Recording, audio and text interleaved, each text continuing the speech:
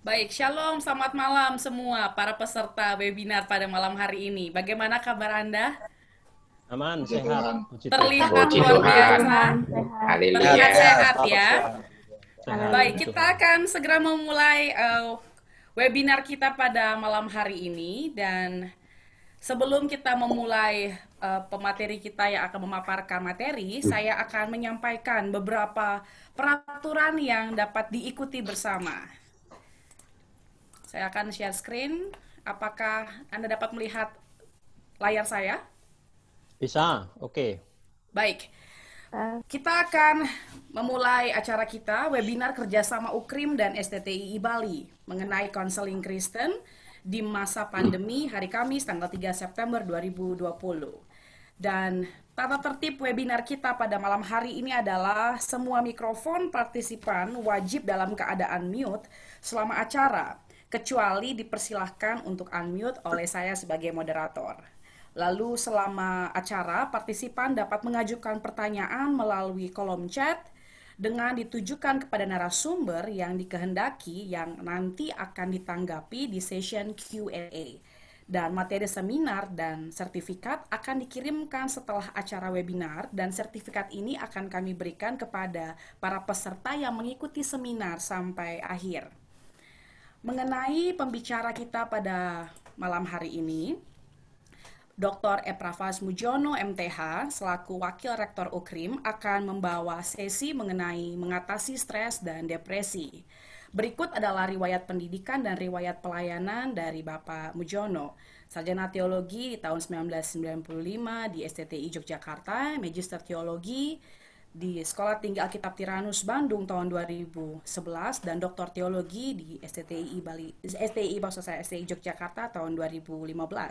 Dan riwayat pelayanan beliau seperti yang terpapar ada di dalam layar, beliau adalah staf gembala GPB Amanat Agung Kalasan, staf konseling STTII Yogyakarta dan Kaprodi Konseling Kristen UKRIM Yogyakarta, Wakil Dekan Akademik Fakultas Agama Kristen UKRIM, Direktur Pasca Sarjana dan Kaprodi Empak UKRIM, dan saat ini Wakil Rektor UKRIM per Agustus 2019 sampai dengan sekarang. Lalu yang kedua, Dr. Yosua Prabowo MTH selaku Ketua STTII Bali akan membawakan sesi kedua mengenai mengatasi krisis finansial. Riwayat pendidikan beliau adalah sarjana teologi di STTI Yogyakarta tahun 1997, lalu magister teologi konsentrasi konseling di Sekolah Tinggi Alkitab Tiranus Bandung tahun 2011 dan doktor teologi dari STT Yogyakarta tahun 2016. Lalu riwayat pelayanan beliau adalah Gembala Sidang di GPB Jemaat Keluarga Allah, Ketua BPD GPB Bali Nusra, Sekretaris 2 BPP Sinode GPB, Sekum BPP GPB, Wakil Ketua BPP GPB, Gembala Sidang PB Friendship, dan Ketua STTI Bali 2016 sampai pada hari ini. Dan kita sudah tidak sabar untuk segera memulai webinar kita, dan saya akan memberikan waktu pertama ini untuk kita mendengarkan sambutan dan doa pembukaan dari Ketua Yayasan Iman Indonesia Bali, Insinyur Hendra Dinata MTH. Waktu saya persilahkan. Terima kasih atas waktunya. Halo, buat teman-teman semuanya. Kami dari Yayasan Iman Indonesia dalam sekarang ini dalam situasi yang tidak menentu dan banyak hal yang harus kita lakukan seperti tadi seminar-seminar yang akan diadakan mengatasi stres dan mengatasi krisis finansial. Ini sangat diperlukan sekali dalam hari-hari ini, perlu pendampingan baik itu untuk konseling maupun finansial, yaitu setidaknya ada gereja-gereja bersatu di dalam mengatasi hal ini. Begitupun juga para pengusaha bersama-sama untuk ikut serta di dalam mengatasi hal ini. Nah, kami terus terang aja dari Yayasan Iman, kebetulan kami juga bergabung di Bali Partnership dan juga sebagai ketua di remisi, itu juga mengadakan suatu kegiatan-kegiatan yang dimana kami bisa berinteraksi dengan orang-orang yang menghadapi hal-hal yang ini, hal-hal yang stres dan juga krisis finansial, setidak-tidaknya kami memberi bantuan untuk sementara waktu untuk beberapa bulan ini sampai sekarang. Memang saya terus terang aja secara pribadi sangat sulit juga untuk bagaimana menghadapi hal-hal begini. Nah, tadi saya lihat ada pakar-pakar yang akan nanti memberikan penjelasan bagaimana mengatasi stres. Kebetulan saya lihat dari pengalaman beliau dan juga Pak Yosua dalam menghadapi krisis finansial, saya kira sangat membantu sekali, dan kami juga dari Ketua Yayasan sangat mengapresiasi mengadakan seminar ini. Nah, untuk lanjutnya, saya tidak memperpanjang lebar pembukaan ini, dan saya akan memberikan sedikit masukan buat teman-teman para hamba Tuhan maupun juga teman-teman kita di STI ini. Marilah kita saling mendoakan, saling mendukung satu yang lain, saling perhatian untuk bisa membantu kita dalam mengatasi stres dan mengatasi krisis finansial ini. Mari kita berdoa. Bapa di surga, terima kasih atas hidup yang Kau berikan pada kami semuanya, Tuhan. Dalam situasi 6 bulan Corona ini, Tuhan, kami menghadapi banyak hal yang kadang-kadang kita tidak pernah terpikirkan. Saya sendiri secara pribadi menghadapinya begitu sulitnya, begitu banyak masalah-masalah yang kadang-kadang tidak ada jalan keluar, ya Tuhan. Tapi dengan seminar ini, Tuhan, berikan kami pencerahan supaya langkah-langkah kami tidak mengambil langkah-langkah yang tidak baik, langkah-langkah yang tidak berkenan di hati-Mu, ya Tuhan. Beri kami kekuatan selalu di dalam menghadapi hidup ini, dan juga Tuhan dalam seminar nanti, beri kami pencerahan supaya kami bisa bertahan dalam menghadapi krisis ini. Kami serahkan 2 sesi seminar ini ke dalam tangan-Mu, ya Tuhan, supaya Engkau-lah yang berkarya. Di dalam nama Tuhan Yesus kami berdoa. Amin. Terima kasih untuk Ketua Yayasan Iman Indonesia Bali, Insinyur Hendra Dinata. Sekali lagi tepuk tangan. Terima kasih, Bapak. Baik, kita akan langsung saja ke Baik, terima kasih Mbak Eden sebagai moderator yang memberikan waktu kepada saya sambil saya share screen. Sebentar.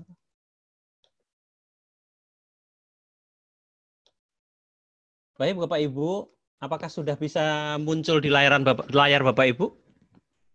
Sudah, Pak. Oke, sip. Baik, terima kasih.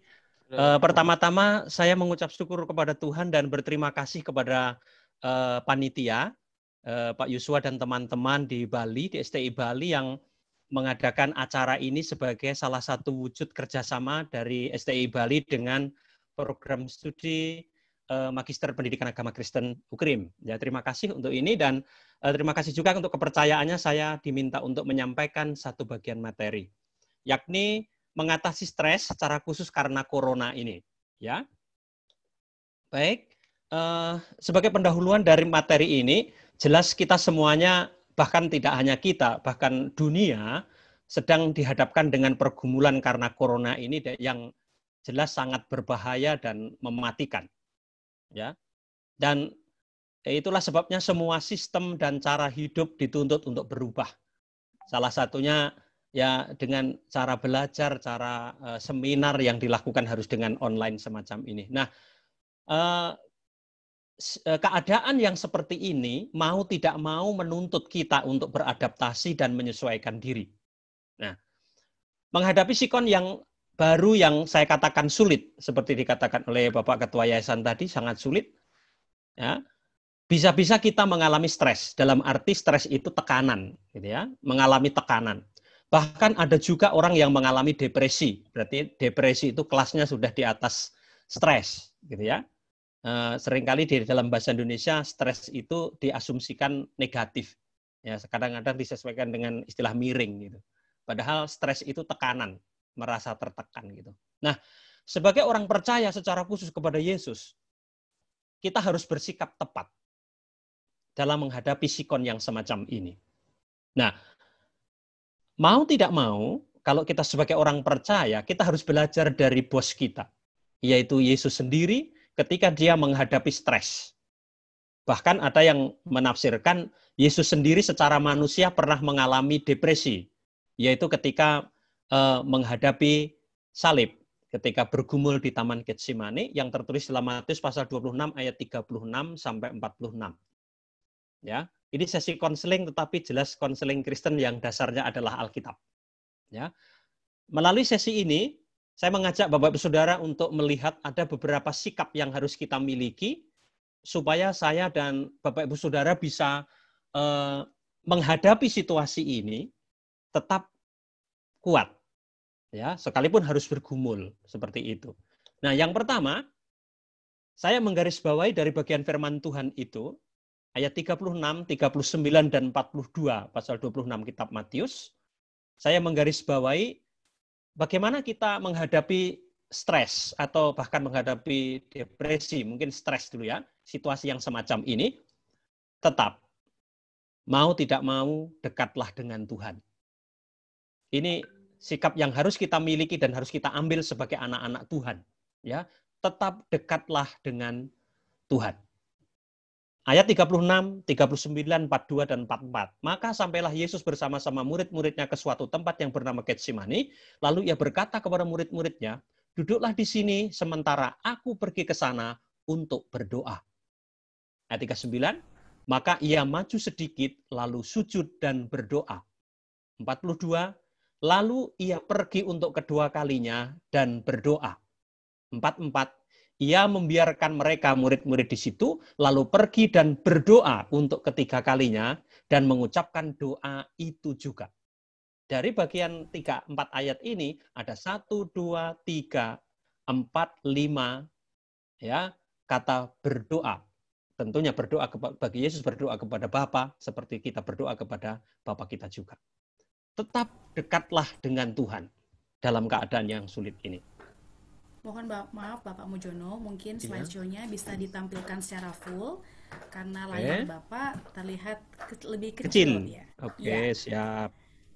Mohon maaf Bapak, interupsi. Tidak apa-apa. Begitukah? Iya. Siap. Oke, dekatlah dengan Tuhan. Teks firman Tuhan pasal 26 kitab Matius ini tidak jelas. Yesus sudah tahu bahwa dirinya akan mati. Bahkan beberapa kali Yesus sudah memberitahu kepada murid-muridnya. Ya, itulah sebabnya boleh saya katakan Yesus pada waktu itu sedang betul-betul stres, tertekan. Bahkan para ahli menafsirkan Yesus depresi karena ada gejala fisik, dikatakan peluhnya seperti tetesan darah. Itu secara kedokteran ada peristiwa semacam itu juga. Lalu Yesus sendiri berkata, hatiku sangat sedih dan seperti mau mati rasanya. Jadi ini saya kira kita semuanya setuju bahwa situasi itu pada waktu itu Yesus benar-benar stres. Ya. Secara manusia memang Yesus harus menghadapi pertarungan puncak, yaitu pertarungan antara kemauannya sendiri sebagai manusia dengan kemauan Bapa untuk mati menjadi korban tebusan bagi dunia. Ya, itu. Apa yang dilakukan oleh Yesus? Ayat 36, dia datang kepada Bapa untuk berdoa. Lalu dia mendekat kepada Bapa dengan bersujud, berdoa sambil bersujud. Benar-benar ini sikapnya sujud secara fisik. Bahkan dia datang kepada Bapa dengan menangis. Dekat dengan Bapa, dekat dengan Tuhan. Saya seringkali berkata begini dalam segala hal dalam belajar kepada Yesus. Yesus saja yang maha hebat menyadari untuk berdekat dengan Bapa, dengan Tuhan, dengan Bapaknya. Ya. Memang dalam rangka melaksanakan rencana Bapa, yaitu karya penyelamatan, maka dia terus berdekat dengan Bapa. Nah, kita tanda petik yang kurang hebat, jelas sangat butuh untuk berdekat kepada Bapa. Jika dibandingkan dengan Yesus saja yang oke, Yesus yang hebat saja, masih butuh dekat dengan Bapa. berbicara, sharing dengan Bapa, apalagi kita. Ya. Saya kira kita semuanya setuju bahwa Allah adalah sumber segalanya bagi kita, ya.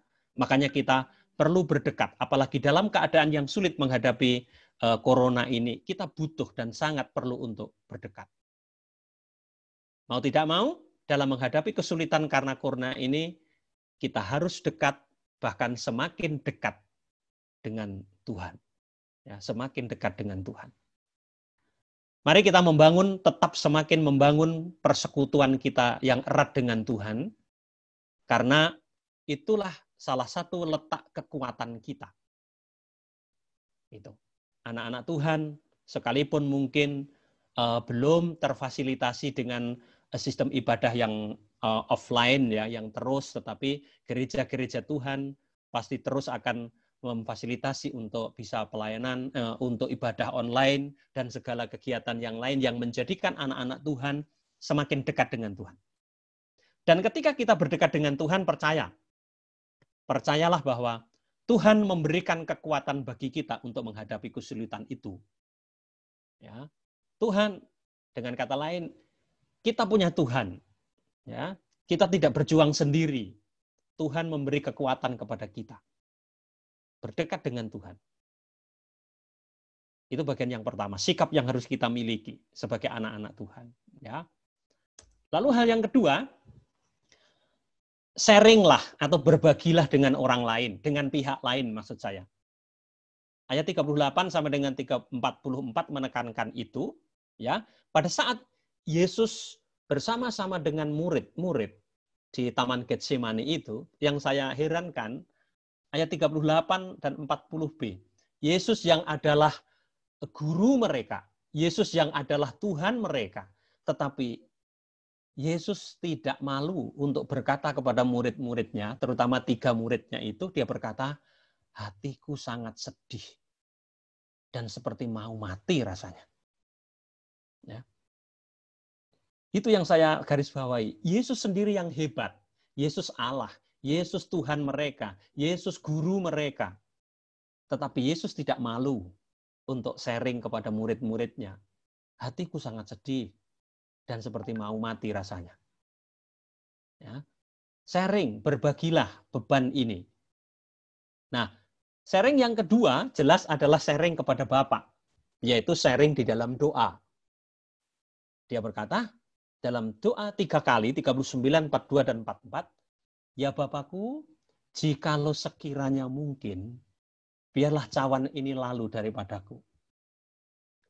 Yesus jujur, ya. Yesus jujur berkata kepada Bapaknya, Bapa, kalau boleh biar ini lewat, ya.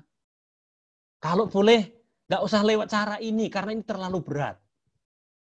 Di dalam doanya Yesus mengucapkan itu, mendoakan atau meminta kepada Bapaknya 3 kali. Gitu. Nah, Bapak, Ibu, dan Saudara, kita sebagai anak-anak Tuhan sangat perlu untuk yang namanya berbagi beban. Sangat perlu. Ya, berbagi beban. Pertama, berbagi beban kepada orang lain. Sharing. Disinilah perlunya yang namanya komunitas pendukung. Ya. Apakah itu dalam keluarga? Saya kira keluarga harus menjadi komunitas yang pertama, komunitas pendukung kita. Komunitas-komunitas yang lain, persekutuan, gereja harus menjadi komunitas pendukung yang baik bagi anak-anak Tuhan. Ya. Nah, mungkin kita bisa berkata, bukankah semua orang mengalami ini, sehingga kalau kita berbagi kepada orang lain, ya orang lain mengalami hal yang sama. Ya, benar. Semua orang mengalami, tetapi nanti secara psikis itu ada sesuatu yang ada tanda petik semacam ada kuasa ada sesuatu yang bisa kita nikmati ketika kita sharing atau berbagi kepada orang lain. Yang kedua, jelas berbagi atau sharing kepada Tuhan di dalam doa. Saya kira kita tidak berdosa kalau berkata kepada Tuhan, Tuhan, saya menghadapi ini stres. Tuhan, saya menghadapi situasi ini bingung. Ya. Kadang-kadang kita secara tidak langsung ya, kadang-kadang punya pikiran bahwa kalau berdoa kepada Tuhan itu harus kata-kata yang manis-manis, kata-kata yang bagus-bagus gitu. Tapi kalau kita melihat kitab Mazmur yang terutama doa-doanya Daud itu, saya kira Daud ketika dia stres, dia berkata, tulang-tulangku terasa kering. Dia berdoa kepada atau dia sharing kepada Tuhan. Ya, hatiku hancur. Dia mengakui jujur itu kepada Tuhan. Kita sangat perlu untuk berbagi beban, baik itu kepada orang lain, tentunya orang yang kita percaya, dan juga sharing kepada Tuhan di dalam doa. Itu. Saya ingat di rumah kami ini, istri saya kalau masak air terutama ya, itu ada panci yang atau teko itu ya, panci atau teko itu yang ada alarmnya. Ya, alarm itu selalu bunyi kalau itu air sudah mendidih kuat, lalu dia bunyi. Nah, asapnya keluar dan itu bunyi. Apa yang saya maksudkan? Si pembuat panci atau teko itu secara sengaja membuat lubang itu. Supaya ketika air mendidih, tekanan udara kuat di dalam panci itu bisa keluar. Ya, bisa keluar. Kalau seumpama itu ditutup full dan udara tidak bisa keluar, uap air tidak bisa keluar, apa yang terjadi? Orang Jawa bilang jeblok. Ya, meledak. Itu yang terjadi. Nah, Saudara, Bapak Ibu, kita diciptakan Tuhan sebagai makhluk sosial. Mau tidak mau mengakui atau tidak, itu kita diciptakan sebagai makhluk sosial oleh Tuhan. Oleh karena itu, kita harus rela untuk sharing beban kepada orang lain. Kadang-kadang diakui, ada orang-orang yang mungkin kurang begitu nyaman dengan sharing kepada orang lain, ya, karena nanti takut dianggap tidak dewasa dan sebagainya.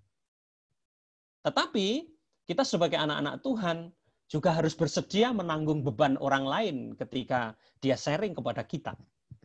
Ya, ada yang berkata, oh, gimana kalau saya ada orang lain sharing dengan saya nggak bisa memberikan masukan apa-apa. Saya berkata, seumpama benar kita tidak bisa melakukan apa-apa untuk dia, minimal satu. Kita mendengarkan dia dan dia mengeluarkan isi hatinya, itu poin. Yang kedua, jangan pernah lupa kita punya sumber daya, yaitu kita mendoakan itu orang lain. Ya.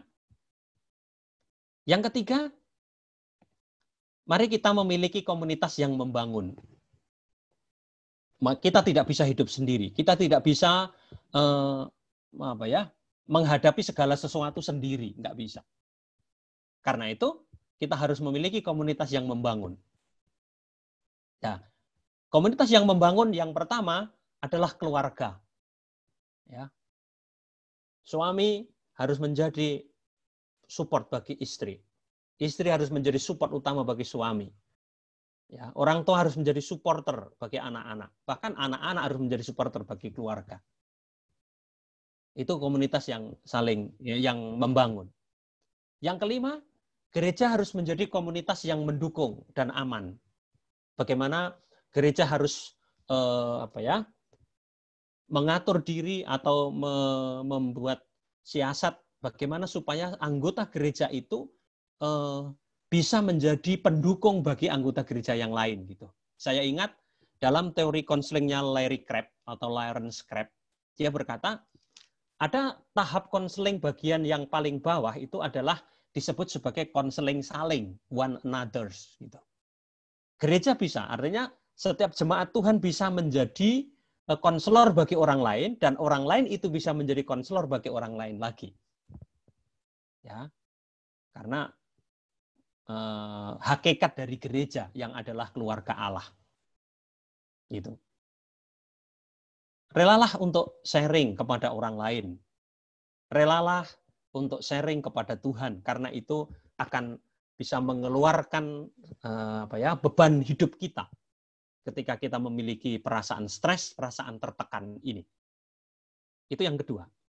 Tetap berdekat dengan Tuhan.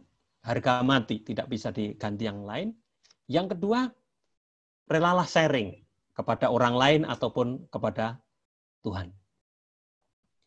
Yang ketiga, sikap yang harus kita miliki di dalam menghadapi corona ini adalah waspada atau berjaga-jaga. Yesus berkata kepada murid-muridnya pada waktu itu, ketika mau menghadapi pergumulan salib, ayat 38b dia berkata, tinggallah di sini, tinggallah kalian di sini, dan berjaga-jagalah dengan aku. Ketika Yesus mau berdoa, 3 muridnya disuruh berjaga-jaga. Ayat 40b, ketika Yesus kembali ke murid-murid, ternyata murid-murid malah tidur. Tidakkah kamu sanggup berjaga-jaga 1 jam dengan aku? Ya. Tidakkah kamu sanggup berjaga-jaga 1 jam dengan aku? Dan ayat 41, berjaga-jagalah dan berdoalah. Sikap berjaga-jaga atau waspada menghadapi corona ini harus kita miliki. Ya. Apa artinya berjaga-jaga atau waspada? Jelas, waspada dengan segala keadaan. Ya. Selalu siap untuk menjaga diri. Tapi juga tenang tanpa harus panik. Itu berjaga-jaga. Jadi siap, waspada, tanpa harus panik, tetapi tenang. Nah, kalau soal berjaga-jaga, siap itu saya salut dengan yang namanya tentara. Ya, yang namanya tentara. Saya kalau pergi dari Kalasan, pergi ke kota, ke Jogja itu selalu ngelewatin pintunya AAU, Akademi Angkatan Udara itu. Di sana selalu ada tentara yang berjaga-jaga dan selalu siap. Ada orang lewat atau tidak, dia siap dengan senjatanya. Ya, ada ayam atau anjing lewat, dia siap. Ya, berjaga-jaga. Nah, bagaimana kewaspadaan kita dalam menghadapi corona ini? Yang pertama, mari kita belajar tenang. Ya, tidak usah panik. Benar, ini sesuatu yang membahayakan, bahkan sesuatu yang mematikan, benar. Tetapi tidak usah panik. Ya, tidak usah panik. Karena apa? Karena dengan kita panik, itu akan nambah stres kita. Ya, dengan panik, itu akan nambah stres kita. Ya, itu. Nah, saya punya kenalan, ada teman ya, kenalan yang menghadapi situasi ini betul-betul panik karena kebetulan memang orangnya mudah panikan gitu. Ya. Ketika menghadapi situasi ini dia tidak pernah sama sekali keluar dari rumah. Tidak pernah dia menerima mengizinkan orang lain untuk bertamu ke rumah. Ya. Lalu apalagi? Dia tidak pernah memegang barang lain yang pernah dipegang oleh orang sekalipun itu di dalam rumah sendiri. Jadi dia selalu pakai masker gini, ya, itu. Lalu kadang-kadang pakai yang jumper itu. Pokoknya dia selalu begitu. Dan orang ini selalu tanda petik gini. Saya merasa orangnya selalu nanti kalau saya keluar begini, kalau saya ada orang datang begini, begitu, dan begini, begitu, dan sebagainya. Semoga saya tidak menghakimi, tapi saya kira itu sikap yang terlalu terlalu panik. Gitu. Lalu yang kedua, kewaspadaan kita dalam menghadapi ini jelas, ya ikuti protokol kesehatan secara wajar gitu ya, secara wajar. Kalau misalkan ada protokol kesehatan, ketika kita keluar wajib memakai masker, ya kita harus pakai gitu. Ya, harus pakai sarung tangan kalau misalkan tidak di dalam mobil dan sebagainya. Kita ikuti sewajarnya saja gitu ya. Sewajarnya saja. Itu sebagai bentuk kewaspadaan kita. Tidak usah berjabat tangan dan sebagainya. Wajar saja. Nah, yang ketiga, tidak usah takut apalagi fobia ya, takut yang berlebihan. Tidak usah takut yang berlebihan. Yang keempat, bagaimana kewaspadaan kita dalam menghadapi corona ini? Jelas jagalah kesehatan kita. Makan yang sehat, Ya, saya kira kalau menghadapi corona ini mungkin soal makan mungkin kita kebanyakan kalau di Jogja ini, kalau saya tanya gimana karena corona? Karena corona ini berat badan saya malah naik katanya. Ya. Nggak tahu kalau yang di Hong Kong tambah naik atau kurang. Ya, rata-rata gitu. Karena ya memang karena kurang kegiatan keluar ya seperti itu. Oke, makanlah yang sehat. Istirahatlah yang cukup. Istirahatlah yang cukup di dalam menjaga kesehatan. Olahragalah yang memungkinkan. Ya, maksudnya olahraga yang bisa dilakukan, Gitu. Bapak Ibu, saya tadi sebelum ini tadi saya baru pulang badminton tadi ya. Karena pas jadwalnya. Ya. Saya kalau lawan sama Pak Yusua itu selalu menang. Ya. Dan saya baru pulang badminton tadi karena karena olahraga saya tinggal itu. Tapi ikut protokol kesehatan, pakai hand sanitizer, ya, dan seterusnya. Karena apa? Dengan menjaga kesehatan, dengan tubuh kita yang sehat, itu akan menambahkan daya tahan tubuh kita. Katanya, saya tidak terlalu tahu bahwa corona itu salah satunya bisa ditahan atau bisa dilawan dengan daya tahan tubuh yang kuat, Itu kewaspadaan yang harus kita miliki, ya. Jadi sekali lagi saya mengakui dan kita harus mengakui, corona itu mematikan, benar. Corona itu luar biasa bahayanya, benar. Tapi mari kita menghadapinya dengan tenang, nggak usah panik, apalagi takut berlebihan. Itu. Lalu juga mari kita ikuti protokol kesehatan. Ya, aturan-aturan yang diwajibkan oleh gugus COVID biasanya di lembaga-lembaga atau di gereja-gereja yang dikeluarkan oleh, kalau di Jogja itu dikeluarkan oleh gugus COVID tingkat kecamatan. Kita ikuti, kita turuti. Ya. Itu. Lalu secara mandiri di dalam diri kita, ya mari kita jaga kesehatan kita. Dengan makanan yang sehat, istirahat yang cukup, olahraga yang memang sehat dan memungkinkan untuk dilakukan dalam keadaan yang sekarang ini. Ya. Karena itu akan menambahkan daya tahan tubuh kita melawan virus ini. Ya. Itu. Waspada atau berjaga-jaga. Tanpa harus panik. Tanpa harus takut berlebihan. Dan yang keempat, istilah saya adalah mengalir dalam kehendak Tuhan. Apa maksudnya?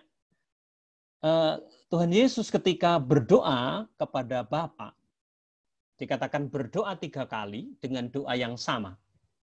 Bapa, kalau boleh biarlah cawan ini lalu daripadaku. Tetapi selalu diakhiri dengan janganlah kehendakku yang jadi, tetapi jadilah kehendakmu. Secara manusia, Yesus bergumul betul, berat akan menghadapi kematian. Bagaimana tidak? Hukuman dunia, artinya hukuman dosa yang seharusnya diterima oleh dunia ini yang begitu besar, hanya ditumpahkan kepada pribadi Yesus dan ditanggung oleh Yesus sendiri, sehingga secara manusia dia sangat berat. Buktinya Yesus berkata seperti mau mati rasanya. Dan ketika berdoa kepada Bapa, dia berkata, Bapa, kalau boleh biarlah cawan ini lalu daripadaku. Ya, 3 kali dia berdoa, tapi selalu diakhiri dengan doanya, kata-katanya kepada Bapa. Jangan kehendakku yang jadi, tetapi jadilah kehendakmu. Dan memang kehendak Bapa lah yang terjadi. Dengan kata lain, Yesus mati. Apa implikasinya? Yesus setuju dengan kehendak Bapa, walaupun tidak enak, sangat tidak enak bagi dia. Ya, Yesus setuju dengan kehendak Bapa, walaupun tidak enak baginya. Yesus mengikuti kehendak atau rencana Bapa, yaitu mati menjadi korban tebusan keselamatan. Istilah saya, Yesus mengalir mengikuti rencana Bapa, kehendak Bapa. Ikut mengalir dengan rencana Bapa atau kehendak Bapa itu. Nah, apa hubungannya corona ini dengan kehendak Allah atau kehendak Tuhan bagi kita? Saya kira Bapak Saudara semuanya setuju bahwa segala sesuatu yang terjadi itu jelas ada di bawah kedaulatan Tuhan. Ya. Segala sesuatu yang terjadi ada di bawah kedaulatan Tuhan, termasuk corona yang terjadi melanda dunia ini. Jelas itu ada di bawah kedaulatan Tuhan. Nah, kita diminta untuk mengikuti apa yang diizinkan Allah terjadi. Ya. Kita diminta untuk mengikuti apa yang diizinkan Allah terjadi. Nah, mungkin kita belum tahu apa maksud Tuhan secara spesifik bagi kita dengan corona ini. Ya. Mungkin kita belum mengetahui, belum mengerti secara maksud Tuhan secara spesifik bagi kita dengan corona ini. Menurut saya, tidak masalah. Yang penting kita ikut kehendak Allah. Yang penting kita mengikuti, mengalir dalam rencana Allah. Ya. Gitu. Saya jujur juga bahwa saya belum tahu apa maksud Tuhan secara khusus, secara spesifik bagi saya berhubungan dengan corona ini. Tidak apa-apa. Karena tentang kehendak Tuhan, saya kira kita tidak harus tahu semua kehendak Tuhan. Ya. Tapi sikap yang paling penting, paling baik adalah jika kita mengikuti, mengalir bersama dengan Tuhan, mengikuti kehendak Tuhan untuk kita. Ya. Kita tidak perlu protes, kita tidak perlu marah, karena itu tidak akan memperbaiki situasi. Kita tidak perlu menyalahkan pihak lain, ada orang yang menyalahkan ini gara-gara orang Tiongkok ini, corona ini ada, karena sumbernya dari sana. Nah, ini gara-gara ini gara-gara itu, dan sebagainya, dan sebagainya. Apalagi kalau sampai ada orang yang menyalahkan Tuhan. Ya. Kita tidak perlu protes, tidak perlu marah, tidak perlu menyalahkan pihak lain, apalagi menyalahkan Tuhan, dan sebagainya. Nah, saya jujur Bapak Ibu, berhubungan dengan corona ini, hati saya itu, tanda petik itu kayak tidak terima, kalau saya mendengar dokter atau perawat atau petugas yang langsung menangani dan dia tertular dan sampai mati. Itu yang hati kecil saya itu kayak nggak terima gitu. Ya. Apalagi dulu pernah ada yang di Semarang, di Ungaran itu ada seorang perawat yang meninggal di rumah sakit Karyadi gara-gara tertular. Di daerahnya, dikubur pun tidak boleh, di daerahnya ditolak. Hati kecil saya, terutama mereka yang langsung menangani, malah tertular dan sampai meninggal, itu kayak nggak adil gimana gitu. Menurut hati kecil saya, perasaan saya gitu ya. Tapi lagi-lagi segala sesuatu ada dalam kedaulatan Tuhan, dan kita diminta untuk mengikuti apa yang diizinkan Allah terjadi. Seperti Yesus yang harus terhadap rencana Bapa, harus mati menjadi korban keselamatan, korban penyelamatan.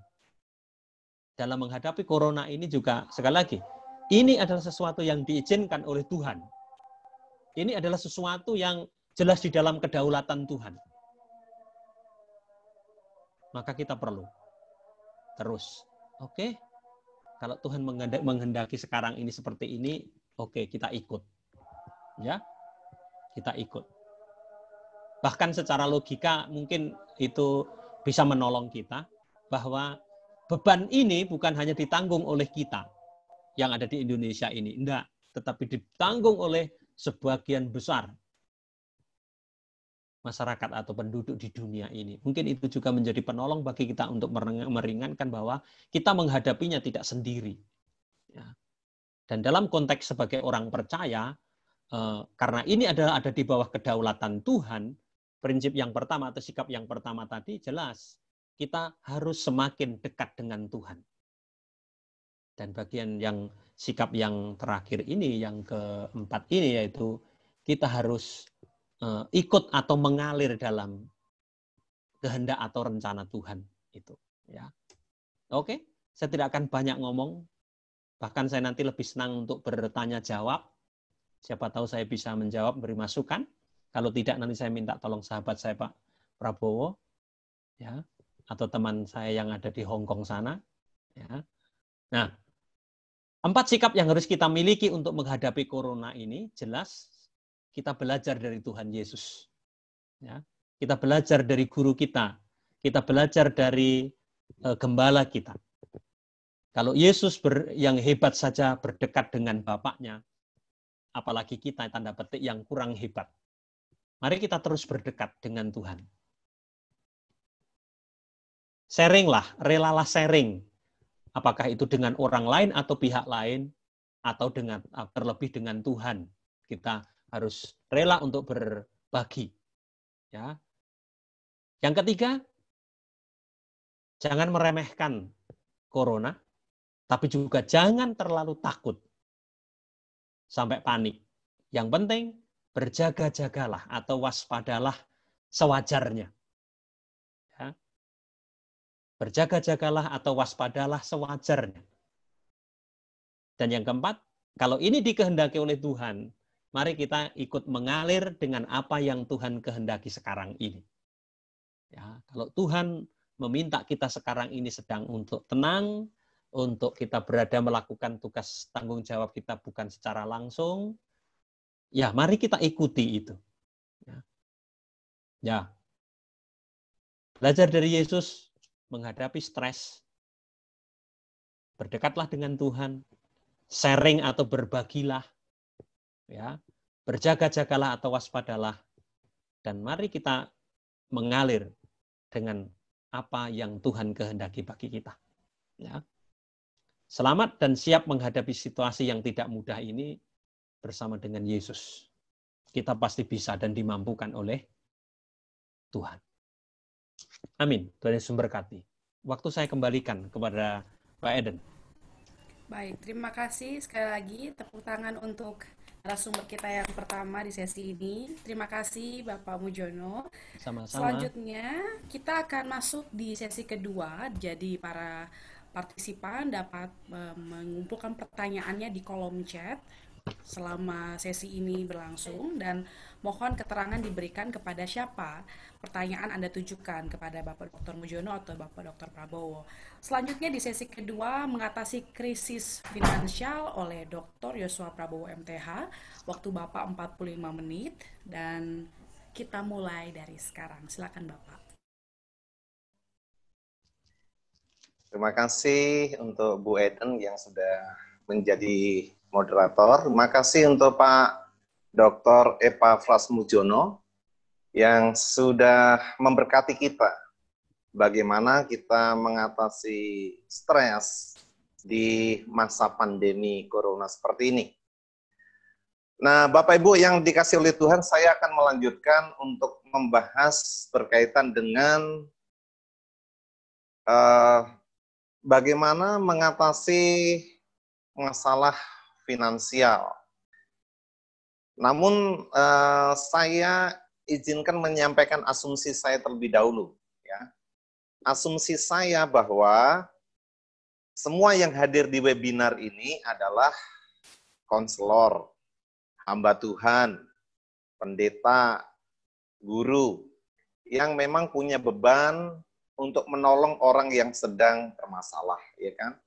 Jadi tadi bagaimana menolong orang yang stres dengan kupasan firman Tuhan yang sudah disampaikan oleh Bapak Dr. Epafras. Dan sekarang saya menyampaikan mengenai bagaimana mengatasi masalah finansial. Ya, syukur-syukur ini juga menjadi pembelajaran bagi kita juga sebagai konselor, bagaimana kita juga dapat mengatasi masalah finansial. Jadi asumsi saya begitu, ya, kita adalah konselor, kita adalah hamba Tuhan yang dipercaya Tuhan untuk membimbing orang untuk mengatasi masalahnya. Baik, sudah bukan rahasia lagi bahwa Indonesia berada di tepi jurang resesi. Profesor Mahfud memastikan bahwa Indonesia masuk jurang resesi dan peluangnya 99,9%, hampir dapat dipastikan kita tidak akan terhindar dari jurang resesi. Sri Mulyani juga mengungkapkan kemungkinan besar Indonesia juga masuk ke resesi ekonomi. Jadi ini adalah sebuah keniscayaan. Ini adalah sebuah hal yang tidak bisa terhindarkan bagi kita semua untuk kita masuk ke masa resesi ekonomi. Dan ya memang saat ini masalah yang paling besar selain dari stres karena pandemi adalah masalah ekonomi. Ya, banyak yang di PHK dari pekerjaannya, banyak yang kehilangan mata pencarian, kesulitan, itu. Nah, berdasarkan survei dari CORE Indonesia, situasi ke depannya menjadi semakin lebih buruk ya. Diperkirakan ada yang sangat berat itu mencapai 9,35 juta orang yang akan mengalami kehilangan pekerjaan. Ya, sekarang saja sudah banyak perusahaan yang tutup, gulung tikar. Di Bali kita tahu hotel-hotel sudah beberapa bulan lalu tutup. Dan banyak perusahaan-perusahaan yang juga gulung tikar, dan itu menambah banyak kesulitan. Nah, bagaimana kita menolong orang-orang yang mengalami masalah finansial? Saya ketika S1 itu diajar oleh dosen saya, yang sekaligus adalah ibu rohani saya, yang saya kasihi. Namanya Ibu Wanda Humble. Yang sampai hari ini saya masih ingat bahwa beliau mengajarkan bahwa proses konseling itu dengan 4R. Relationship, realization, redemption, and responsibility. Jadi dalam kita menolong orang yang mengalami kesulitan finansial, yang pertama, adakanlah persahabatan. Ini adalah sebuah usaha untuk membangun kepercayaan supaya konseling dapat berjalan dengan efektif. Ya, kalau konseli itu adalah orang yang kita konseling, kita konselor, orang yang memberi konseling. Nah, kalau konseling tidak percaya dengan kita, maka sulit sekali untuk dia menjadi terbuka. Jadi perlu menjalin persahabatan. Yang kedua adalah realization. Melalui pertanyaan, melalui diskusi, kita memperjelas sebetulnya akar masalahnya itu apa, dan akibat-akibat yang ditimbulkannya bagaimana. Nah, kemudian yang ketiga adalah redemption, yang artinya penebusan. Ini sebetulnya adalah sebuah usaha untuk melihat masalah melalui terang firman Tuhan. Jadi, kita mengkonfrontasi konseli, sikap-sikapnya dengan firman Tuhan. Itu. Kalau dia stres, kalau dia bingung, dengan firman Tuhan kita menolongnya. Lalu kemudian responsibility, yaitu bertanggung jawab. Ini sebuah usaha untuk membuat skenario tindakan untuk mengatasi masalah konseli. Jadi bersama dengan konseli, kita sebagai konselor menyusun sebuah skenario, sebuah rencana untuk dilakukan oleh konseli. Nah, jadi dengan pendekatan 4R ini, itulah sebabnya dapat digambarkan seperti ini ya. Konselor bersama dengan konseli dengan melibatkan Kristus, lalu kita berfokus kepada masalah. Dengan komunikasi yang efektif menghasilkan sebuah solusi. Perhatikan di sini bahwa konselor dengan solusi itu garisnya putus-putus. Sedangkan konseli dengan solusi itu garisnya lurus, ya, tidak putus-putus. Artinya bahwa yang menyelesaikan masalah itu adalah konseling. Dalam hal ini konselor adalah mendampingi, ya. Jadi jangan ada orang datang menyampaikan kepada kita, saya punya masalah finansial ini. Oh, kamu butuh uang berapa? Ini saya kasih. Bukan begitu. Itu berarti bahwa konselornya itu yang menyelesaikan masalahnya. Tapi bagaimana kita mencari jalan keluar bersama dengan konseli, mencari pertolongan-pertolongan dari Alkitab. Oke. Nah, Bapak Ibu Saudara yang dikasih Tuhan, sebetulnya kalau kita melihat penyebab utama masalah finansial menurut Alkitab itu bukan masalah pandeminya. Bukan masalah pandeminya. Tetapi dalam 1 Timotius pasal 6 ayat 9-10 dikatakan, Tetapi mereka yang ingin kaya terjatuh ke dalam pencobaan, ke dalam jerat, dan ke dalam berbagai-bagai nafsu yang hampa dan yang mencelakakan, yang menenggelamkan manusia ke dalam keruntuhan dan kebinasaan. Karena akar segala kejahatan ialah cinta uang. Sebab oleh memburu uanglah beberapa orang telah menyimpang dari iman dan menyiksa dirinya dengan berbagai-bagai duka. Yang saya beri warna kuning di situ yang menjadi penekanannya, yaitu keinginan untuk cepat menjadi kaya dan juga cinta uang. Itulah yang menjadi akar masalah dari problem-problem finansial. Bahkan beberapa ahli konseling Kristen mengkaitkan masalah finansial ini dengan banyak masalah-masalah kejiwaan yang lain, yaitu rasa khawatir, rasa takut, rasa cemas, dan lain sebagainya. Jadi, semuanya berawal dari masalah finansial. Ya, semuanya berawal dari cinta uang. Coba kita lihat lebih dalam, apa sih yang menjadi penyebab orang itu mengalami masalah finansial? Jadi, ketika ada seorang yang datang kepada kita menyampaikan pergumulannya, masalahnya berkaitan dengan kesulitan finansial, maka kita harus telaah, kita harus temukan, ya namanya yang kedua tadi, realization. Jadi memperjelas masalahnya itu di mana, akar masalahnya itu di mana, ya gitu. Yang pertama adalah distorsi nilai-nilai. Yang kedua adalah keputusan-keputusan finansial yang tidak bijaksana. Yang ketiga itu gagal untuk menyusun budget. Yang keempat itu mengabaikan untuk memberi. Jadi ada 4 penyebab masalah-masalah finansial. Coba kita lihat satu persatu. Yang pertama, distorsi nilai-nilai itu adalah materialisme. Kamus menunjukkan bahwa materialisme itu adalah pemujaan pada hal-hal materi daripada objek-objek, keperluan-keperluan, dan kesadaran-kesadaran rohani. Materialisme adalah sikap yang membuat kita mengejar uang, kepemilikan, kesenangan, dan hal-hal baik dalam hidup ini. Itu dapat membawa pada ketidaksabaran, kegemaran yang berlebihan, dan kesukaan untuk berbelanja pada barang-barang mewah yang sesungguhnya kurang kita butuhkan. Jadi untuk zaman modern ini, yang namanya berhala bukan lagi dalam bentuk kayu, bukan lagi dalam bentuk patung, tetapi berhala modern ini berbentuk handphone yang lebih canggih, ya, berbentuk laptop yang lebih canggih, dan berbentuk baju dan hal-hal materi lainnya. Ketika seseorang begitu terikat dengan hal-hal materi, sebetulnya dia sudah mengalami namanya distorsi nilai, yaitu terjebak dalam materialisme. Oke. Nah, Alkitab mengingatkan kita dalam Lukas 12 ayat yang 15, katanya lagi kepada mereka, berjaga-jagalah dan waspadalah terhadap segala ketamakan. Sebab walaupun seorang berlimpah-limpah hartanya, hidupnya tidaklah tergantung daripada kekayaannya itu. Jadi Tuhan Yesus sudah mengingatkan, materialisme atau ketamakan itu sendiri, itu dapat membahayakan. Ya. Nanti kita lihat mengenai akibat-akibatnya. Tetapi Tuhan Yesus sudah mengingatkan bahaya materialisme karena seseorang yang mengejar mengenai materialisme sebetulnya hidupnya tidak tergantung pada kepemilikan itu. Baik, yang kedua adalah ketamakan dan keserakahan itu sendiri. Kata ketamakan dan keserakahan itu berarti hasrat untuk lebih. Gitu. Hasrat ingin lebih.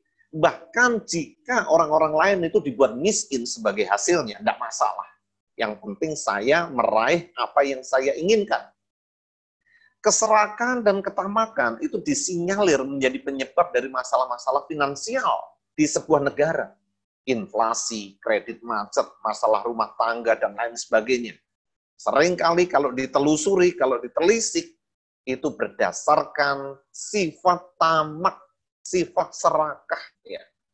Nah itu ya kadang-kadang banyak orang yang ingin lebih, sudah punya handphone, tidak cukup puas handphone yang dimilikinya, ingin lebih lagi, ya meskipun harus berhutang, meskipun harus mencicil, tapi ingin yang lebih lagi. Begitu. Oke, kemudian keinginan untuk cepat kaya. Banyak orang selalu bersemangat dengan ide-ide untuk mendapatkan uang dengan cepat dan dengan sedikit usaha. Ya, itulah ciri-ciri orang modern ya. Kalau bisa sedikit usaha tapi banyak uang, ya begitu. Alkitab mengingatkan untuk tidak tergesa-gesa mengejar harta. Kita bisa melihat dalam Amsal 28 ayat yang ke-20 dan 22. Tetapi tawaran sedikit untuk mendapat banyak, ya, yang ditawarkan, yang diiklankan, yang memborbardir diri kita setiap hari di Facebook, di medsos kita, itu lebih mendesak orang-orang untuk investasi dana mereka pada program-program yang lebih sering gagalnya daripada berhasil, sehingga mereka tidak mendapatkan apa yang dijanjikan. Ya, mungkin ada peserta webinar ini yang punya pengalaman. Yang punya pengalaman, wah ini hanya tapi keuntungannya luar biasa. Ya, saya sendiri ngaku saja beberapa kali juga jatuh dengan tawaran-tawaran yang seperti itu, ya. Oke, kemudian kesombongan, ya. Gereja Laodikia telah memilih untuk sombong karena mereka kaya dan tidak membutuhkan apapun. Kadang sekarang ini sikap superior nampak dalam orang kaya dan sukses, tapi mereka gagal menyadari bahwa sesungguhnya mereka itu miskin, melarat, terkutuk, dan telanjang. Itu kata Alkitab. Jika mereka mengabaikan Allah, bersandar pada kekayaan mereka untuk keamanan dan kebahagiaan mereka, dan mereka gagal menyadari bahwa segala kekayaan dan kesuksesan mereka adalah pemberian dari Allah. Ya kan? Jadi, jangan dipikir bahwa orang-orang yang mengalami masalah finansial itu hanya orang-orang yang miskin, ya. Hanya mahasiswa yang berharap kiriman dari orang tua, mahasiswa yang berharap dapat sponsor yang mengalami masalah finansial. Oh, enggak juga, ya. Bahkan orang-orang yang kaya, orang-orang yang berkelimpahan harta, mereka pun mengalami stres. Karena apa? Menjadi sombong dengan apa yang dimilikinya. Itu. Oke, kemudian belanja sesuka hati. Nah, ini keputusan finansial yang tidak bijaksana, ya. Kalau tadi adalah distorsi nilai-nilai. Nah, yang kedua, penyebab dari masalah finansial itu adalah keputusan yang tidak bijaksana, ya, finansial yang tidak bijaksana. Yang pertama ini adalah belanja sesuka hati. Ini termasuk melihat sesuatu yang kita inginkan dan kita membelinya tanpa mengecek kualitas, harga sesuai dengan kebutuhan atau tidak. Hanya karena kita lihat di Lazada, hanya karena kita lihat di apalagi pusat-pusat belanja yang di online seperti itu, ya, Tokopedia atau apapun. Jadi kita langsung tertarik. Begitu barangnya datang, ya ampun, tidak seperti ekspektasi kita, tidak seperti yang kita harapkan, ya. Akhirnya penyesalanlah yang terjadi, ya, belanja sesuka hati. Kemudian yang kedua adalah kecerobohan, ya, keputusan finansial yang tidak bijaksana, kecerobohan. Ini termasuk membelanjakan uang tanpa perencanaan budget yang jelas, sehingga akhirnya menyadari dompetnya kosong atau tagihan kartu kreditnya meningkat, ya. Karena tidak punya budget, penyusunan anggaran yang jelas di awal bulan, jadi belanja saja belanja. Tiba-tiba sadar baru minggu pertama gajinya sudah habis. Jadi perjalanan masih panjang, masih 3 minggu, tapi uang di dompet sudah habis. Iya, akhirnya hutang sana, hutang sini, gitu ya. Yang berikutnya, keputusan yang finansial yang tidak bijaksana adalah spekulasi. Nah, ini ada sebuah nasihat tua yang sering diabaikan. Jika kamu tidak siap rugi, jangan berspekulasi dengan hal itu. Meskipun seberapa cerah prospeknya. Jangan berspekulasi. Alkitab mengingatkan kita tentang spekulasi yang membawa kepada kerugian. Ya, nanti boleh membuka ayatnya dalam Amsal 21 ayat 5, Pengkhotbah 5 ayat 15-17, ya. Tetapi banyak orang ingin kaya dengan cepat, gitu. Itu sebabnya berspekulasi, ya, terlibat dalam falas, ya kan? Lalu terlibat dalam sekali lagi tawaran-tawaran dengan modal kecil untuk mendapat pendapatan yang besar, akhirnya jatuhlah mereka dalam kerugian. Ya. Kemudian menjadi penjamin bagi orang lain. Nah, ini juga keputusan yang tidak bijaksana. Ini termasuk di mana kita menyepakati sebuah perjanjian bahwa kita akan menjamin atau menanggung hutang atau pinjaman yang dilakukan orang lain.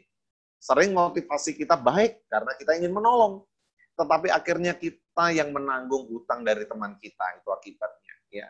Raja Salomo mengingatkan, sangat malanglah orang yang menanggung orang lain, tetapi siapa membenci pertanggungan, amanlah dia. Jadi kita perlu bijaksana, kadang-kadang jangan karena kita ingin dikenal baik begitu, pokoknya setiap kali ada orang yang pinjam, oke, saya yang tanggung, saya yang jamin. Akhirnya kita sendiri yang mengalami kesulitan. Ya. Saya tertawa karena apa? Karena saya sering seperti ini. Sudah berapa banyak orang-orang itu yang kredit motor, sayalah yang dipakai jaminan. Jadi ketika mereka tidak bisa membayar, saya yang ditelepon oleh finance. Ya, Ketua Yayasan Iman kita selalu mengingatkan kita, Pak Yuswa, jangan terlalu baik ya. Menjadi baik boleh, tapi jangan terlalu baik. Terima kasih Pak Ketua Yayasan selalu mengingatkan saya ya dengan pertanyaan, Tuhan Yesus itu baik atau terlalu baik? Saya jawab, terlalu baik. Oh salah. Tuhan Yesus itu baik, tapi tidak terlalu baik. Kalau terlalu baik, semua orang dimasukkan ke surga. Ya kan? Tidak ada yang di neraka. Ya, betul juga ya Pak ya. Nah, jadi kadang-kadang kita tidak berpikir, kita terlalu cepat menjadi penjamin atas pinjaman orang lain. Dan akhirnya kita terdampak. Ya, kita mengalami kesulitan. Oke. Kemudian, nah ini yang tidak boleh ya. Yaitu keputusan finansial yang tidak bijaksana, yaitu kemalasan. Ketika seseorang terlalu malas bekerja atau malas membuat anggaran, maka problem finansial hampir pasti itu akan mengikutinya. Ya. Amsal 19 ayat 15 berkata, bermalas-malas membuat orang tertidur lelap, dan akhirnya si pemalas akan kelaparan. Ya, ada pepatah lain yang mengatakan bahwa kemalasan membuat hidup Anda nyaman untuk hari ini, tapi membuat Anda menderita untuk esok hari. Ya, jadi tentu saja Alkitab melarang kita, menegur kita untuk berlaku malas ya. Bahkan di dalam Tesalonika dikatakan, orang yang tidak bekerja janganlah ia makan. Artinya Tuhan ingin kita rajin. Ketika seseorang mengalami masalah finansial, perlu ditelusuri apakah dia adalah orang yang malas. Oke. Kemudian penyebab masalah finansial yang lain adalah pemborosan waktu. Ada istilah waktu adalah uang. Ketika seseorang tidak disiplin dengan waktunya, tidak membuat perencanaan penggunaan waktu dengan jelas, dan banyak membuang-buang waktu, maka hampir pasti dia akan kehilangan pendapatan. Ya kan? Banyak membuang-buang waktu untuk hal-hal yang tidak bermanfaat. Ya wajar saja kalau dia mengalami kesulitan finansial. Ya. Karena itu tidak boleh memboroskan waktu. Oke. Kemudian pengabaian properti. Ini terjadi ketika seseorang gagal untuk menjaga properti. Maka barang miliknya itu akan cepat menjadi rusak. Ya, butuh mahal dan perlu mengeluarkan uang yang seharusnya uang itu untuk dipakai untuk hal lain. Ya, misalnya ketika handphonenya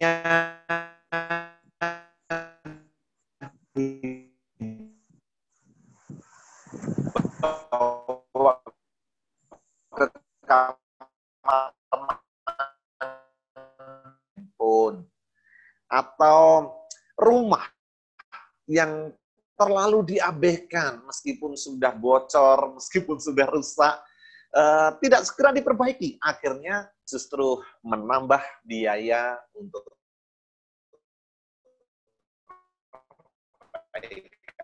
itu pengabsuli yang datang kepada kita. Nah, selanjutnya penyebab masalah finansial yang lain adalah gagal untuk menyusun budget. Ya. Istilah lain dari budget adalah rencana pembelanjaan. Ya, nanti kita akan pelajari bersama. Ketika kita membuat rencana belanja dan kontrol pembelanjaan kita dan meminimalis kita untuk mengalami problem finansial.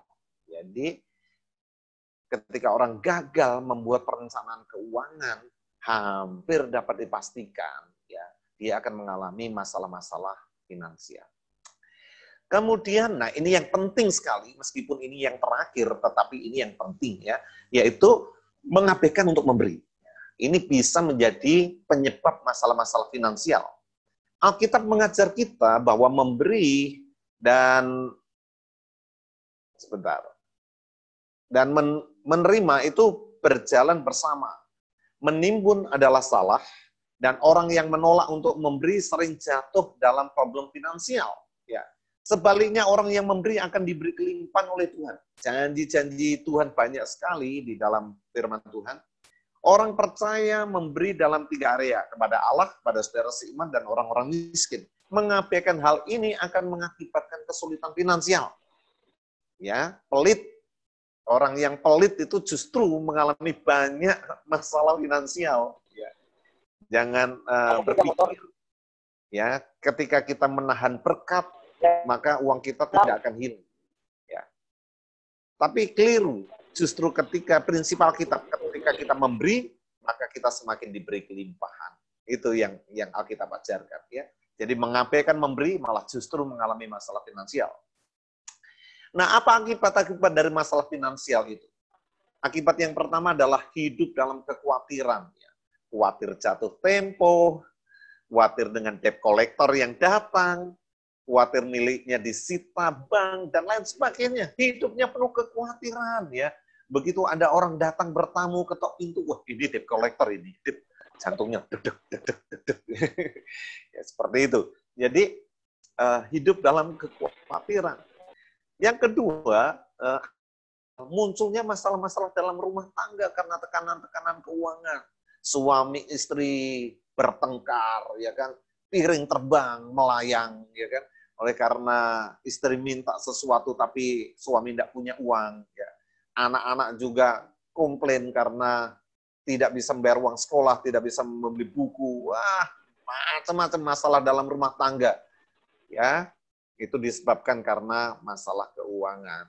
Makanya betul para ahli konseling mengatakan bahwa masalah keuangan seringkali menjadi penyebab dari masalah-masalah yang lain. Nah, juga akibat yang lainnya adalah kehilangan banyak teman, ya. Karena orang yang mengalami masalah keuangan itu menjadi serakah, menjadi iri hati, dan terlilit hutang piutang, ya. Begitu temennya datang gitu, pergi, pasti dia cari utangan. Aduh, celaka kalau kita dicap seperti itu ya. Begitu kita datang, orang menyingkir semuanya. Aduh, dijauhkanlah hal-hal seperti itu dari kita. Lalu kemudian, akibat lainnya adalah ada rasa bersalah, iri, cemburu, marah, sombong, dan sikap berdosa lainnya yang dipicu karena masalah finansial. Itu tadi yang saya katakan, bahwa masalah finansial menjadi pemicu masalah-masalah psikis lainnya. Jadi ini penting sekali. Ini penting sekali. Yang berikutnya adalah masalah lainnya adalah kekosongan emosional dan ketidakbahagiaan yang menimpa orang yang menaruh pusat hidupnya pada uang. Banyak orang berpikir bahwa dengan mengejar ya kekayaan, mengumpulkan semakin banyak uang, hidupnya menjadi bahagia. Tapi fakta-fakta berbicara bahwa justru banyak orang-orang yang kaya itu didapati matinya bunuh diri. Karena apa? Hidupnya kosong, tidak bahagia. Ya. Jadi sekali lagi bahwa masalah finansial itu bukan saja kurang duit, bukan. Tapi bahkan yang kebanyakan duit pun, apabila menaruh hatinya di situ, maka dia akan mengalami masalah kekosongan emosional dan ketidakbahagiaan. Oke, yang selanjutnya akibatnya adalah kematian rohani. Mengikuti orang-orang yang terlalu berfokus pada uang. Mempunyai sikap yang salah terhadap uang dan melanggar prinsip-prinsip Alkitab tentang penggunaan uang. Kita ingat ya bahwa seorang muda yang kaya, dia datang kepada Tuhan. Lalu, apa Tuhan syarat untuk saya bisa masuk surga? Ya, Tuhan berkata, ada padamu hukum Musa, lakukan. Oh, semua itu sudah kulakukan. Lalu Tuhan berkata, oke, tinggal satu saja yang kurang. Jual segala milikmu dan kemudian datang ikutlah aku. Lalu orang muda itu pergi meninggalkan Yesus dengan sedih. Karena apa? Karena hartanya banyak. Ya, Alkitab menyebutkan itu. Jadi masalah finansial itu bisa menyebabkan kematian rohani, orang menjadi meninggalkan Tuhan. Dan akibat yang terakhir adalah mengalami stres yang berdampak pada masalah fisik. Ya, ini dalam psikologi disebut sebagai psikosomatis. Ya. Jadi masalah-masalah psikis yang berdampak pada masalah soma, pada masalah tubuh. Ya. Terlalu banyak khawatir, menjadi sariawan, sakit perut, migran. Nah, itu sakit-sakit yang banyak dipicu oleh masalah-masalah psikis. Ya, mungkin peserta webinarnya ada begitu, suka sariawan, ya, sakit perut, migran, ya, mungkin perlu dicek. Ya, jangan-jangan ada kecemasan di situ. Lalu ketidakstabilan emosi, rusak hubungan dengan orang lain, dan tidak efektif dalam pekerjaannya. Ya, jadi ada banyak dampak yang merusak kalau orang itu mengalami masalah finansial. Nah, lalu ini yang bagian pentingnya. Bagaimana kita menolong orang yang mengalami masalah finansial itu? Yang pertama adalah tolonglah konseli untuk menyadari masalahnya dan doronglah untuk mengatasinya. Ya. Jadi ini penting karena ada banyak orang yang sebetulnya tidak mau mengakui atau tidak mau menyadari bahwa dirinya itu bermasalah. Dirinya itu bermasalah secara finansial. Banyak orang tidak menyadari akan hal itu.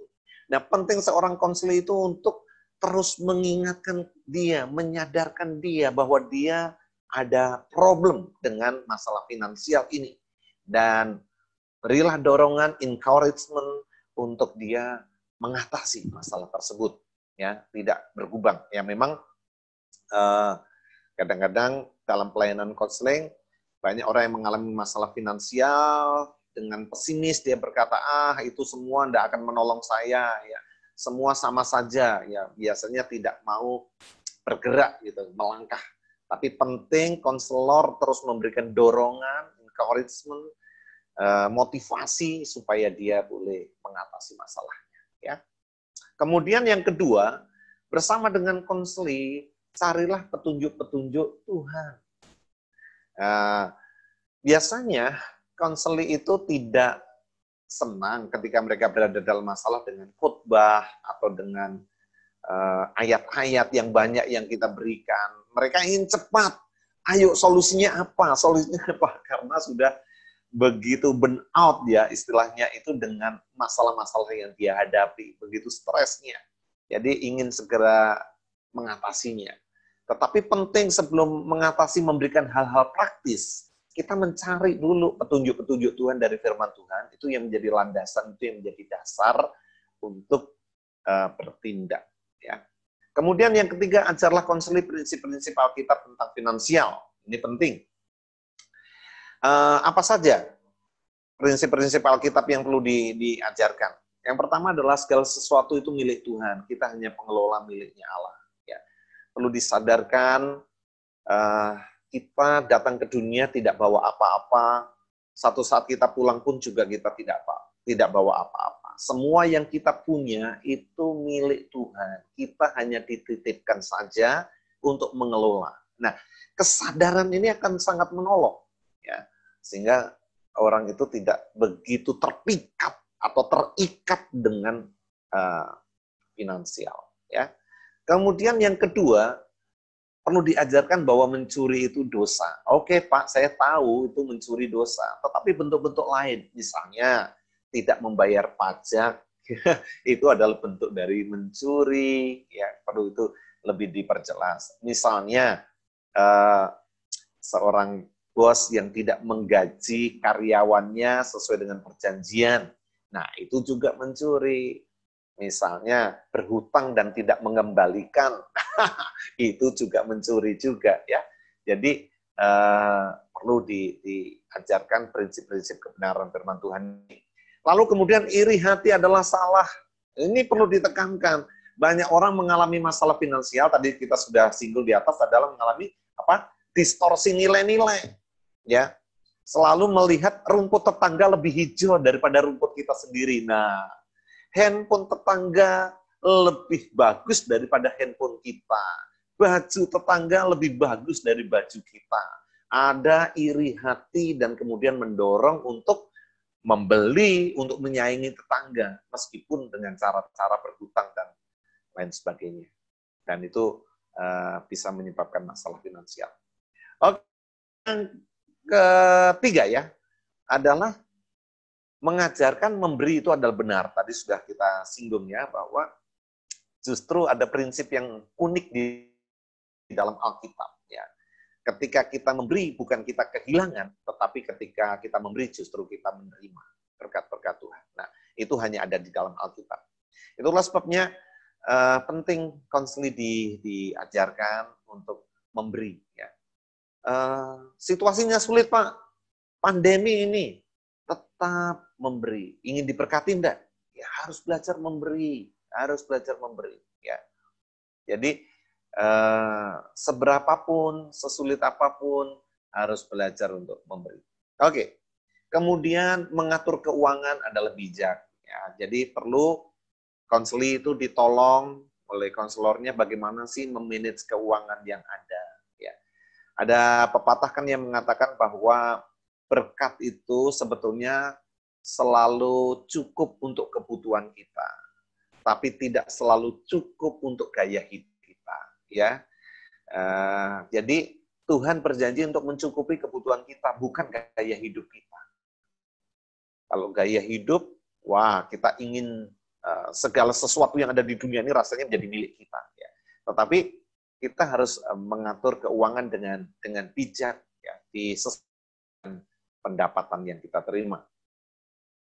Nah, kemudian yang keempat, tolonglah konseli untuk mengikuti dan mengembangkan sebuah rencana keuangan. Ini tadi yang saya katakan ya, perlu membuat rencana keuangan atau budget. Ya.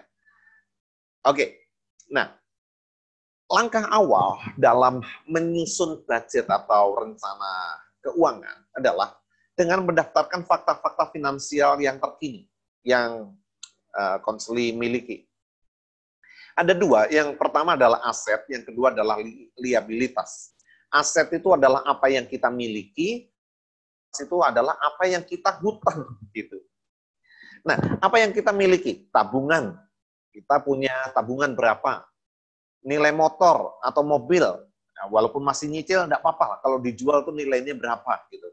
Nilai rumah, nilai jual perabotan rumah. Ayo coba dihitung. Ini vas bunganya kalau jual laku berapa ya? Ini sapu kalau dijual laku berapa ya? Coba aja. Jadi dinilai ya perabotan rumah. Lalu nilai cash asuransi. Ya, mungkin bagi yang punya asuransi, saya punya uang di asuransi sekian, gitu ya. Atau hal-hal lainnya. Mengapa ini penting? Karena banyak orang ketika mengalami kesulitan finansial, kesulitan keuangan, selalu mereka berkata, habis Pak, habis, saya enggak punya apa-apa Pak, saya enggak punya apa-apa. Tunggu dulu Pak, itu di garasi Bapak ada motor, oh iya, tunggu dulu Pak, itu masih ada handphone, oh iya itu juga. Jadi kadang-kadang perlu konseli itu disadarkan dengan apa yang dia miliki. Coba dinilai ya, dinilai dalam bentuk rupiah. Lalu kemudian liabilitas apa yang dia hutang, sisa cicilan motor tinggal berapa, sisa cicilan rumah tinggal berapa, hutang di bank ada berapa, hutang kepada seseorang, sebutkan A, B, C, D, E, sampai Z, ya kalau hutangnya banyak pada orang, sebutkan lalu totalnya berapa. Nah, lalu kemudian jaring keamanannya itu perbedaan antara aset dan liabilitas. Nah, seringkali asli itu dibuat kaget ya. Rupanya dia kaya juga ya. Rupanya dia kaya juga. Setelah dinilai-nilai apa yang dia miliki, wow, ternyata saya banyak punya uang. Ya, hutang saya rupanya nggak seberapa dibanding dengan apa yang saya miliki. Ya. Kalau begitu saya mau berhutang lagi. Bukan begitu ya. Jadi ini penting mendaftarkan fakta-fakta finansial terkini supaya konseli bisa paham apa yang dimilikinya. Nah, dari daftar itu tetapkan goal-goal yang hendak dicapai. Apa yang konseling ingin capai, mulailah menetapkan goal-goal yang umum, seperti membayar hutang-hutang, mampu mencukupi kebutuhan keluarga, menabung untuk dana pendidikan untuk anak-anak dan masa pensiun, atau mempunyai rumah sendiri. Ya, buatlah goal-goal yang umum seperti itu, dan tentu saja mulai dari yang prioritas kan. Nah, ketika goal-goal ditetapkan, maka pembuatan rencana jangka pendek dan jangka panjang menjadi lebih mudah dibuat. Misalkan, konselor ingin membeli rumah sendiri dalam 10 tahun ke depan. Ya, kalau begitu, berapa yang dia harus tabung setiap bulannya untuk mencapai keinginannya? Gitu. Misalkan konselor ingin membiayai kuliah anaknya di universitas favorit, maka berapa dia harus menyisihkan uangnya setiap bulannya untuk goal itu, dan seterusnya. Ya, dengan membuat ini goal-goal yang mau dicapai, maka orang itu dapat mengatur keuangannya. Ya, dia tidak akan boros, dia tidak akan hambur-hamburkan, tapi dia akan atur sedemikian rupa. Oke, yang kedua adalah mengatur prioritas-prioritas. Ya, sedikit orang yang dapat memenuhi goal-goalnya dalam waktu yang singkat, kecuali dapat lotre mendadak. Ya, tiba-tiba kaya mendadak, ya itu semua tercapai dalam waktu singkat. Kan itu jarang sekali ya. Umumnya ada hal-hal yang harus diprioritaskan dan hal lain dapat menunggu. Perpuluhan, membayar hutang, dan membayar kredit card itu harus menjadi prioritas. Ya dong, ya. Perpuluhan harus menjadi prioritas. Konselor harus menyadarkan konselor tentang perbedaan 3 hal. Kebutuhan, keinginan, dan ambisi. Nah, jangan demi ambisi, semua yang dimilikinya dipakai untuk memenuhi ambisinya. Nah, kebutuhan adalah keperluan yang harus terpenuhi, seperti makanan, tempat tinggal, pakaian, kesehatan, transportasi, dan kebutuhan dasar lainnya. Keinginan termasuk pilihan-pilihan tentang kualitas seperti mobil baru, handphone baru, dan lain sebagainya, itu sudah masuk pada keinginan. Yang ketiga adalah ambisi, adalah pilihan-pilihan yang dihasilkan dari dana lebih setelah kebutuhan-kebutuhan terpenuhi. Misalkan ingin mobil BMW, boleh, tetapi setelah kebutuhannya itu terpenuhi, itu baru ambisinya boleh dilakukan. Baik, yang ketiga adalah menyusun budget. Nah, ini yang penting. Budget atau rencana pembelanjaan akan memampukan kita untuk mengatur dan mengontrol secara efektif penggunaan keuangan kita. Haddon Robinson berkata, dengan mempunyai catatan keuangan yang baik, perencanaan yang matang dan jujur terhadap diri sendiri, maka seseorang tidak akan mengalami masalah finansial. Ya, katanya, saya jarang melihat orang yang sukses secara finansial yang tidak memiliki catatan keuangan yang baik. Jadi penting sekali mempunyai catatan laporan keuangan yang baik.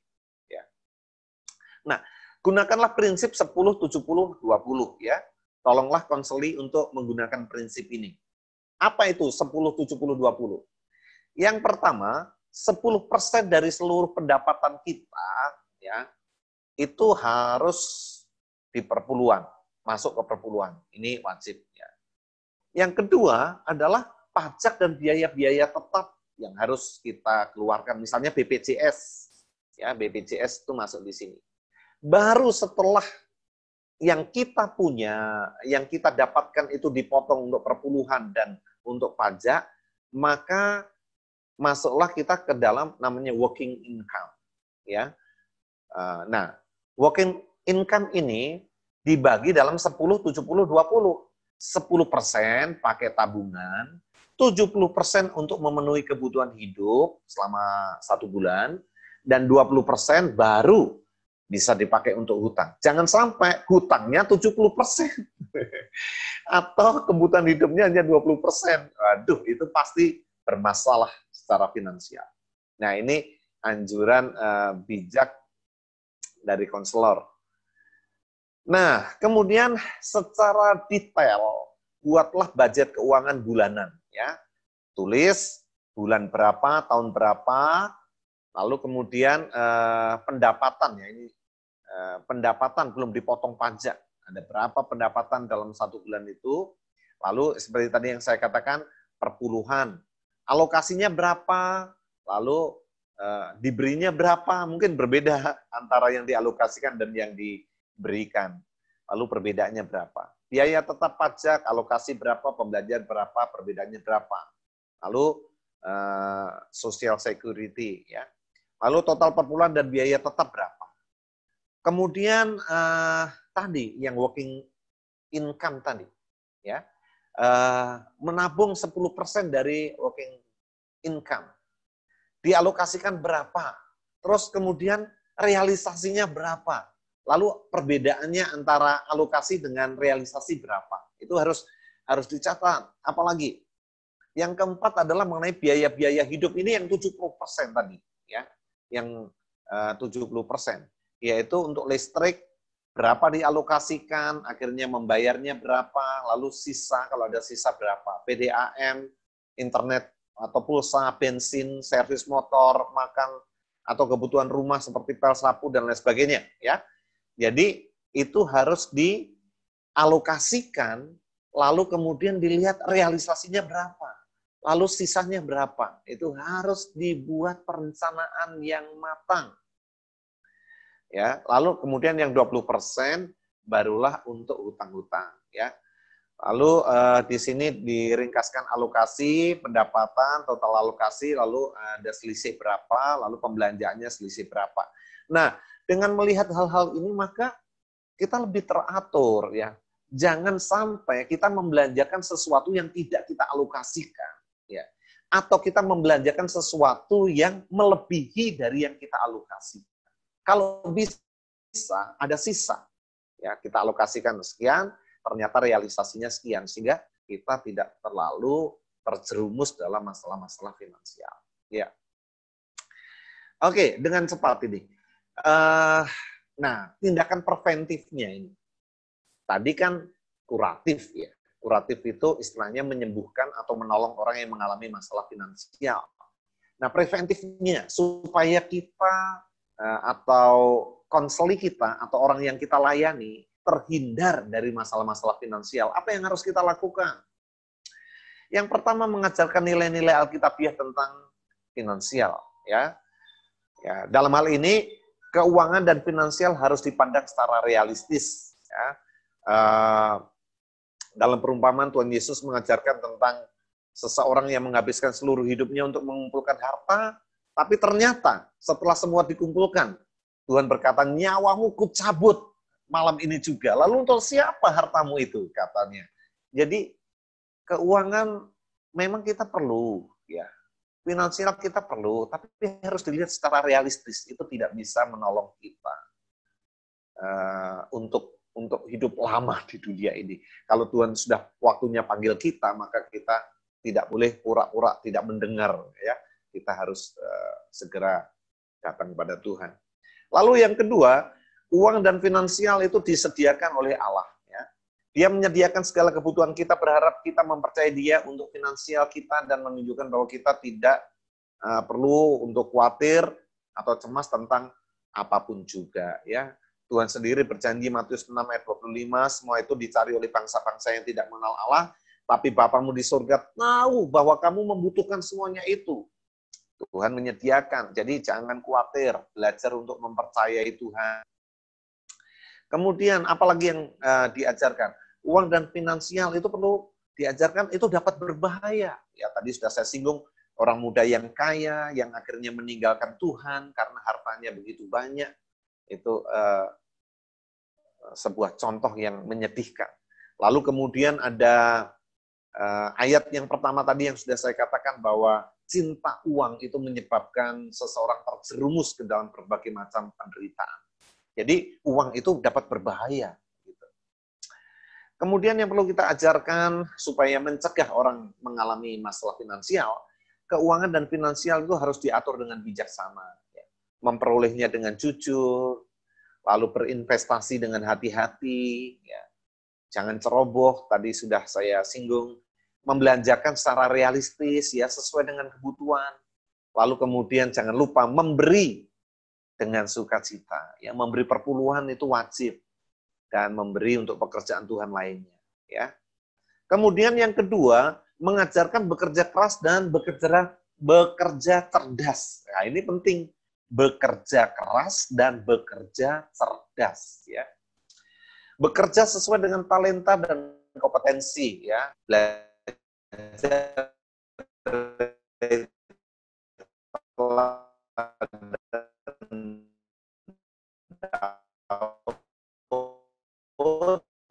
dalam Mazmur 78 itu mereka, tapi dia terampil juga gitu. Jadi dia memaksimalkan potensinya. Lalu mengerjakan sesuatu dengan sepenuh hati seperti untuk Tuhan dan bukan untuk manusia, ya. Jangan pernah bekerja dengan setengah-setengah, bekerja harus dengan maksimal. Lalu mencari peluang-peluang yang terbuka. Secara khusus dalam situasi pandemi ini, ada banyak usaha-usaha yang tutup, ya. Jangan memulai usaha yang sedang tutup saat ini, ya. Ini ada 40 products, business and habits killed by COVID-19, ya. Ada 40 hal kebiasaan dan juga usaha yang terbunuh, ya, dengan COVID-19 ini. Corona everything, ya. Saudara bisa cari juga di internet ini. Apa saja? Ya ini handshake, consumer confidence, prostitution, funeral, mudik, general election, dan Car Free Day. Ini beberapa hal, tapi yang terkait dengan usaha, termasuk travel agent, termasuk hotel, money changer, souvenir shop, ya kan.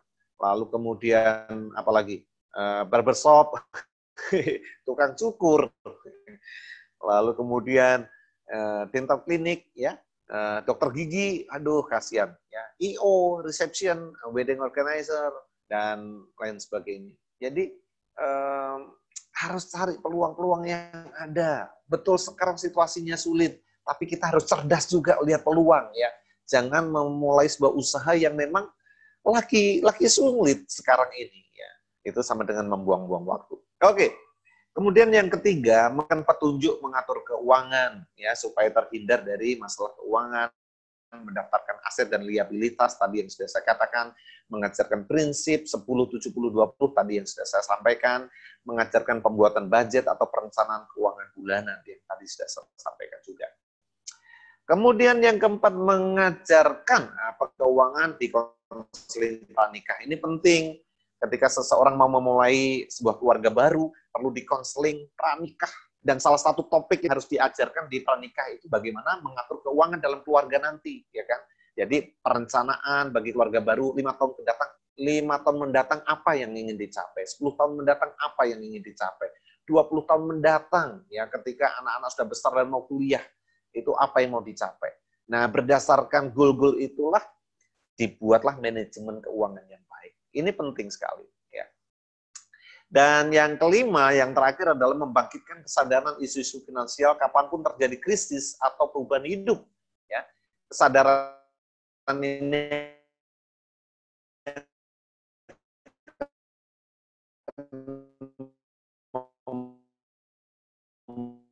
membantu mengembangkan sikap preventif. Seorang pun yang memprediksi akan menjadi seperti ini juga berdampak pada masalah finansial banyak orang. Yang berikutnya, krisis bisa terjadi karena perubahan hidup, ya, menikah, kerjaan, mencari universitas baru. Nah, itu juga terjadi krisis karena perubahan hidup. Jadi itu yang saya dapat sampaikan, kiranya menjadi berkat, ya. Saya tutup dengan ayat Matius 6 ayat 19-21, janganlah kamu mengumpulkan harta di bumi ngengat dan karat merusakkannya dan pencuri membongkar serta mencurinya. Tetapi kumpulkanlah bagimu harta di surga ngengat dan karat tidak merusakkannya dan pencuri tidak membongkar serta mencurinya. Karena di mana hartamu berada, di situ juga hatimu berada. Tuhan Yesus memberkati kita semua. Saya kembalikan pada moderator. Baik, terima kasih untuk Dr. Yosua Prabowo untuk pemaparannya. Sekali lagi tepuk tangan untuk narasumber-narasumber yang ahli di bidangnya. Baik.